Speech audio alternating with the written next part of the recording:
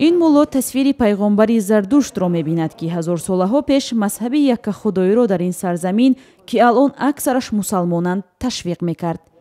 این روبروشوی حاضر به گذشته دوری تاریخ است.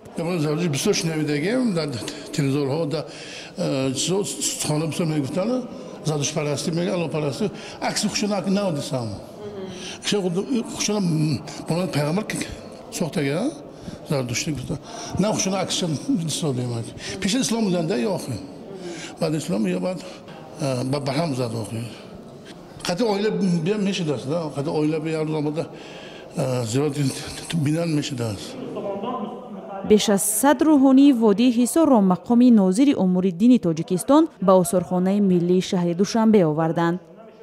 جلب امام خطیبان از سراسر کشور به تماشای آثارخانه ملی تاجیکستان در حالی است که در چند ماه پیش مقامات تاجیکستان تصمیم گرفته بودند امام خطیبان را به تماشای نمایشنامه‌های تئاتری برند.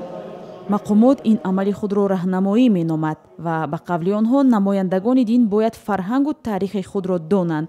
با این راه می‌خواهند در افکار ریشه‌گرایانه آنها دیگرگونی به وجود آورند. امکانیت برایشان فراهم می شود که با استفاده از آن معلومات هایی که متخصصان آثارخانه به آنها می‌دهد دانش های دنیوی خود را در برابر دانش های دینی خود غناوت بخشند، توصیه بخشند و این البته همه جانبه به نفع کار خواهد بود. اکثر این امام خطیبان اقرار شدند که باری اول به آثارخانه آمدند و آن را جالب یافتند.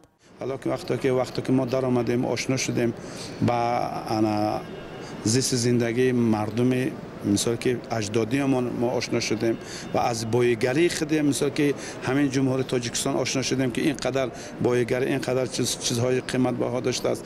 یک مثال یک تاثیرات یک بسیار برداشتیم. در واقع وقتی که ما تا کنون همین آن چنان بایگری که ما در تاجیکستان داشته بودیم ما همین می آمدیم یک شهر می گشته می رفتیم.